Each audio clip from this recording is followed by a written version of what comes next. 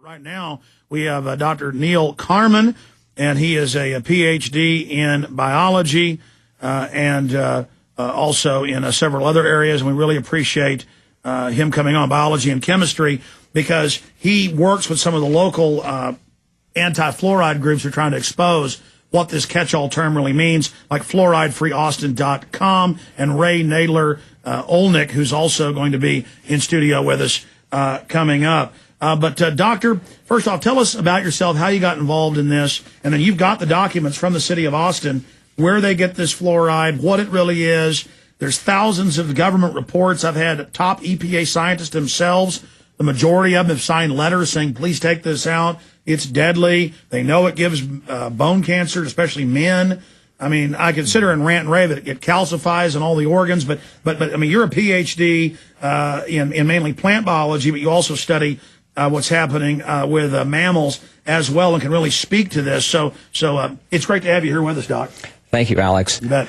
Well, the concerns I have is I worked in laboratories for a long time, and it's well known that fluoride is a very toxic substance. It's been known since about 1900 that fluorine in various forms, whether it's an industrial chemical, such as they're adding to the Austin's water supply, or even some naturally occurring fluorides have a certain degree of toxicity to humans, animals, and plants. And so this has been known worldwide for a long time. There's actually a journal, Fluoride, that is devoted to the toxicology and the health problems worldwide that different cultures have with naturally occurring fluorides. But we also have industrial fluorides that are produced to use in the refining industry to make high-octane gasoline. And the cracking of the oil? Yes, and those facilities, when they use fluoride rather than, they use hydrofluoric acid rather than sulfuric acid, it is the worst case accidental release scenario from those types of facilities. It's used in the computer industry to etch silicon chips. Because it eats hydrofluoric acid, in this case, will actually eat glass. It eats concrete. It's a very corrosive acidic material. And so the reason I'm very concerned about the city of Austin and many other cities in the U.S. adding fluoride to the water is because they are adding an industrial hazardous waste byproduct of the phosphate fertilizer industry, and much of it comes from Florida, where they do strip mining for the phosphate rock, and fluorine is a very common element in the environment. It's more common than carbon, so there is a lot of fluorine out there.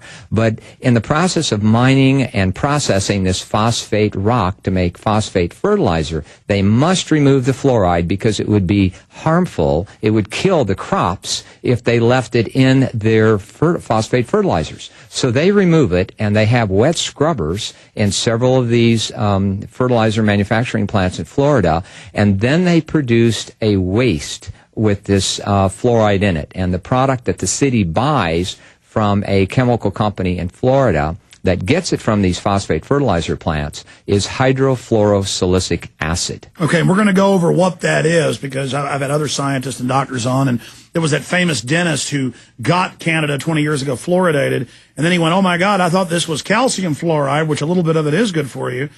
No, this isn't even sodium fluoride. This is a catch-all for a whole bunch of toxic waste they just dump, and it goes back, of course, for those that don't know, the Manhattan Project, they first had to secretly, because they didn't want spies being able to tell what they were doing by what was being shipped out. So they started in Tennessee and other areas dumping the different fluoride byproducts from purifying the uranium into the rivers. And they found, hey, we can do this, and it doesn't kill all the fish right away if we don't make it obvious. So they said, what do we do with all this toxic waste of aluminum, fertilizer, uranium, plutonium purification?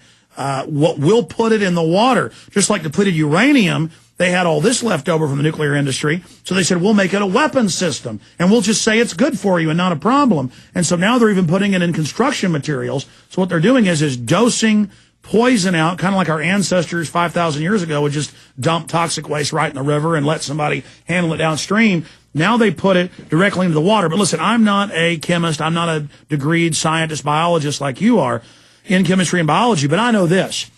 When it rains on my yard, the grass goes crazy and turns bright green. The plants are happy. When it's a drought and I've got to water plants myself, the grass turns yellow. They don't even like water hose city water. So I'm no scientist, but I know, and any gardener I know says collect rainwater, whatever, don't water your plants with it. If I put a goldfish in tap water, it will die by the next day. So I've got to put chemicals in it or get a purified water to put my kids' goldfish in. So why am I drinking it? Well, a fluoride is being added to the water out of this claim from the 1940s and the 1950s that's really based on bad science, that it would help children primarily prevent tooth decay as they're developing. But they knew there was a trade-off, and that is that about 10% of the children would develop a condition known as dental fluorosis, which is a staining, a brown discoloration of the teeth that is not very attractive. And plus bone fractures? Bone fractures, yes, because fluoride, actually the fluorine will replace calcium in the bones. So you get the bones becoming more brittle, and it can aggravate people with osteoarthritis. And this isn't debated, it's all admitted. So when I interrupted you, and I want to get back into that, Doc, you started getting into what the chemical is they're putting, what this catch-all term is, and then tell us about this particular document I want to give people a close-up of you got from the city of Austin. Yes, we have a contract information and also a copy of the material safety data sheet, and there's one from Mosaic, which is the manufacturer of the chemical, and then also it's actually sold through a kind of a front company called Lucier Chemical Industries in Florida. But they admit to the city, and the city told us yesterday that they get it from Mosaic. Mosaic is a merger of Cargill and IMC Global, which both operate large phosphate fertilizer manufacturing plants and do the strip mining of the phosphate rock in Florida. And this is just distillate crap they'd have to pay to store in the desert. Instead, they give it to us. Well, it's actually classified by the Environmental Protection Agency as a hazardous industrial waste that they can't put into the water or the rivers because it would be too toxic. They're not supposed to dump it on the land. They can't put it into the air because it's so harmful. And so they sell it to the cities to put in small amounts, they claim. And by the way, other scientists I've had on have made the point, fluoride in its different permutations is one of the hardest things to get through, to filter, to stop, and that it, in the aggregate, builds up in your yard, in your body, in your house. This is hellish. It's a bioaccumulative poison. Oh, that's the word, yes. Bioaccumulates. And so this is one of the things that the city and other municipalities around the country don't take into account, is that fluoride is bioaccumulative. But this is a toxic industrial waste that the public in the U.S. is not aware is being added to the water supply compared to the natural fluoride mineral salts that are in the water, but at lower concentrations. And by the way, it says on here for the workers dumping this in the water, don't touch this, it'll burn you, it'll kill you, it's deadly, just make sure they drink it. And it'll actually, these fluoride compounds actually will penetrate the skin. They're very toxic. Well, I mean, just studying nerve gases that the military developed, most of them are fluoride-based, so I don't understand how they're putting it in our water.